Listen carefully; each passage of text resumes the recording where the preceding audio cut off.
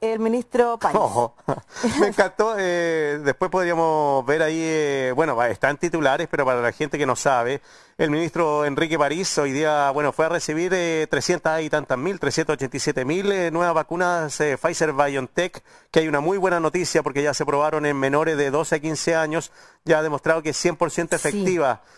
¿Y qué pasa? Que el ministro también se entera que el Washington Post y el New York Times hacen un editorial y hacen reportajes sobre la situación que está viviendo en Chile, poniéndolo como ejemplo de la vacunación que se ha realizado. Estamos tercero en el mundo en cantidad de vacunas suministradas, pero criticando que eso haya provocado una falsa seguridad en la población y que eso también haya servido para que ciertos rubros presionaran al gobierno para poder abrir. Sí. Y adivinan a quién nombre, al ministro de Educación. O sea que Educación ha presionado para reabrir las escuelas. Por ejemplo, no lo hemos visto, ¿ah? No lo hemos visto, está anda calladito el ministro.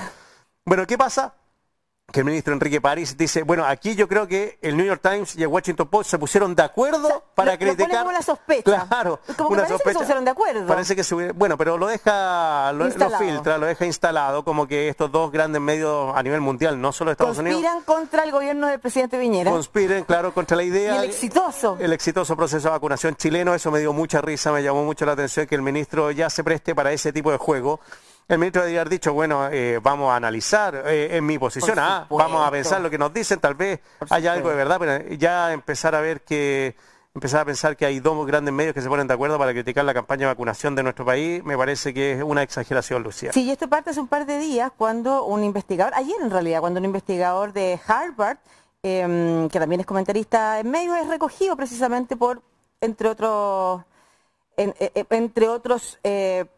medios, por un montón de científicos, salubristas, epidemiólogos, líderes políticos chilenos que lo comentan y en el que efectivamente dice: la UCI y los hospitales están abrumadas a pesar de las vacunas rápidas. Chile cometió un error crítico. Su gobierno alivió las restricciones a los viajes, los negocios y las escuelas demasiado pronto, creando una falsa sensación de confianza en que la pandemia había terminado. Y eso es parte de lo que recoge el New York Times y que uno puede encontrar en las redes sociales de Eric Phil Dink, doctor Eric Dink, así se llama.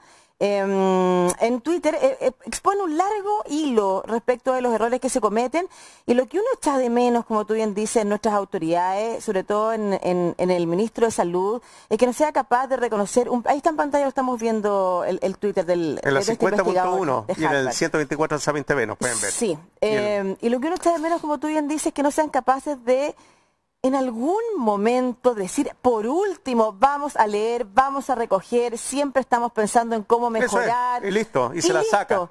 O sea, que digan que el Washington Post y el New York Times lo que están haciendo es, extrañamente, cuestionando porque él de lo que habla el ministro París es de nuestra proceso de vacunación, nuestro derecho, justo derecho a felicitarnos y alegrarnos por lo bien que lo hemos hecho en el proceso de vacunación. ¿Por qué no lo podemos hacer así? Y no es eso lo que postula la editorial. Lo que postula el artículo es que porque solo te concentraste en eso, como el año pasado en los ventiladores, en hacer una campaña que los expertos en comunicación han llamado el marketing político, en el que tú haces una promesa y respondes por la promesa, año pasado ventiladores, este año vacunas, entonces desoíste los consejos de hacer una verdadera comunicación de riesgo y generar señales coherentes con lo que necesitábamos hacer este año, en el inicio de año, y que era cuidarnos. Y cuando teníamos índices tan altos, no abrir, por el contrario, cerrar. Y lo que postula el artículo es que probablemente fueron presiones políticas, económicas, las que en conjunto con lo que se suponía iba a ser un exitoso proceso de vacunación, que por una parte está bien, ¿no es cierto?, por la cantidad de inoculados, hay dos países. El tercer país, claro, hay dos Israel, países que la isla Seychelles, me parece, ¿sí? claro. Sí, o sea, son los únicos. Emiratos Árabes Unidos y Chile, son los tres países. Estamos en el top de cantidad de vacunados. Otra cosa es que perseguimos con la vacunación y es lograr una inmunidad de rebaño que nos permita entonces empezar a abrir y recuperar ciertos grados de normalidad. Cuando desoíste esa parte y te concentraste solo en decir, tenemos vacunas, tenemos muchas vacunas, van a llegar vacunas, y en paralelo empiezas a abrir de inmediato, entonces el resultado es el que vemos hoy. Con un dato... Perdona, y el ministro Enrique París hoy día dice que está muy impactado por la cantidad de autos también que están circulando, entonces como si no tuviera se ratifica lo que dices tú, que no ha habido una comunicación de riesgo en cuanto a la campaña. Había una comunicación de felicitaciones y eso lo hemos dicho nosotros, que está muy bien lo que ha hecho el gobierno, lo que hizo la Universidad Católica, todo lo que han aportado para que llegaran estas vacunas, y el gobierno firma contratos con distintas empresas. Pero lo otro es decir, ya, empecemos a vacunarnos, pero lo otro era cuidémonos, sigámonos cuidando, no salgamos. Muy necesario. Vuelvan al teletrabajo, los que puedan hacerlo. Nosotros mismos, las vacunas no son 100% efectivas, menos con la primera dosis. Recordar que la vacuna no impide que te contagies, impide que no te enfermes grave. Y ese es un dato importante, impide que no te mueras, probablemente, no significa que no van a haber fallecido, van a reducirse, pero por lo mismo también la ocupación de las camas críticas es mucho más alta. Es que por eso mismo el ministro, este mismo doctor Fiag Ding, él comentaba esta situación, que en los menores 60 se ha visto también una reducción en el fallecimiento de personas que ya están vacunadas, pero él recuerda que la primera dosis, después hay que esperar 2 o 3 semanas para la segunda dosis y después hay que esperar 2 semanas para que ya sean efectivas esas dosis de vacuna. Entonces estamos hablando de un periodo de febrero a recién a la mitad de marzo, ya se puede empezar a ver esta baja que hemos comentado en las personas de mayores de 60 años que ya tienen las 2 dosis y la vacuna activa, que han disminuido en cuanto a la presencia en la UCI. Pero ahora que se está inoculando la gente más joven hay que esperar 1 mes y medio más para que eso se haga efectivo. Súmale otro detalle, que todavía estamos viendo cuál es la duración de la eficacia de las vacunas. No sabemos eso. No sabemos. Eso no se sabe hasta el día de hoy. ¿Cuánto tiempo? Porque los resultados, en la medida de que se aprobaron las distintas fases, y en el caso de la Sinovac, los estudios preliminares para salir con esta autorización de emergencia para ser inoculada en Chile, lo que se está haciendo es el seguimiento que nos permita ver hasta cuánto tiempo efectivamente resiste la inmunidad y cuándo empieza a disminuir su porcentaje, ¿no es cierto? Claro.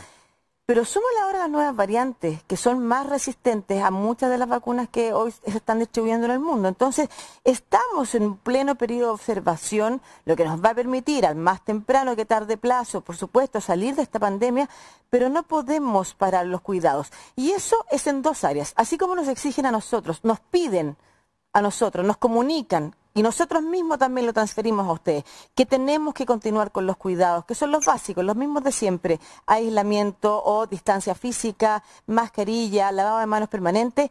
El gobierno también tiene que continuar con los cuidados. Y ese fue el error que cometió. Y lo dijimos aquí tantas veces, Marcelo, para nosotros llega molesta, es frustrante, llega rabia, lo dijimos tantas veces. También fuimos capaces de reconocer en su momento el éxito de la vacunación, la importante gestión que se estaba haciendo, lo que significaba ver una luz al final del túnel, pero ese túnel existía, existe todavía. Estamos en el túnel, no podemos suponer que... Con la llegada de las variantes, por ejemplo. Por supuesto, no podemos suponer que íbamos a poner la primera vacuna y entonces podíamos empezar a abrir. Eso es lo que tiene que cambiar el gobierno y tiene que entender.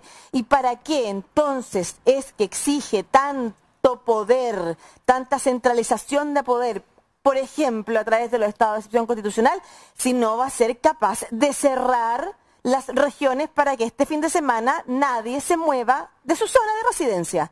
Punto. O sea, punto. Period, como dicen. O sea, de verdad, necesitamos, no comparemos, porque empiezan algunos, ya, entonces ahora se enojan, la semana pasada estaban enojados porque no había permisos para ir a comprar y pedían el delivery de la feria, y ahora se enojan porque resulta que hay permiso. No comparemos. Siempre, y lo hemos dicho nosotros desde el año pasado también, la posibilidad de darte una vuelta a la manzana, la posibilidad de ir a comprar y volver. No salir de tu zona de residencia es lo más importante a la hora de poder trazar y generar clúster que permitan identificar dónde hay un nuevo brote. Otra cosa es que nosotros vayamos trasladando el virus de región en región. Eso es lo que no se puede permitir y el gobierno debe tomar hoy las medidas para impedir eso y no quedarse expectante, porque ahora resulta que la vacunación es éxito de ellos, pero los otros fracasos son de la comunidad, no son del Estado, fíjate.